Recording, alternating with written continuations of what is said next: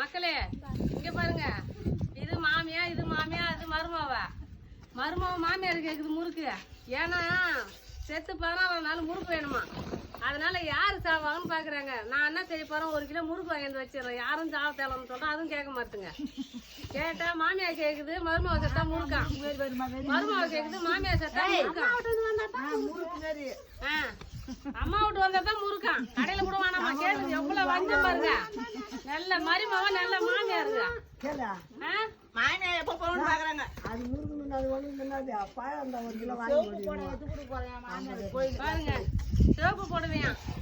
இது என்ன மந்திரம்னு எனக்கு ஒண்ணும் புரியல. யாரை சாவடிக்க போறாங்கன்னு தெரியல. இருக்கிற வேலை ஒரு நாள் லீவ் விடலாம்னு ஏற்பாடு பண்றாங்க போல. ஒரு நாள்ல லீவ், மறுநாள் லீவா? 16 நாள் லீவா மக்களே? செஞ்சு சாப்பிடுவாங்களோ? ஒரு மாமியார் பார்த்தா கிட்டு கிட்டு கிட்டு கிட்டு நடுங்க வேணாம்.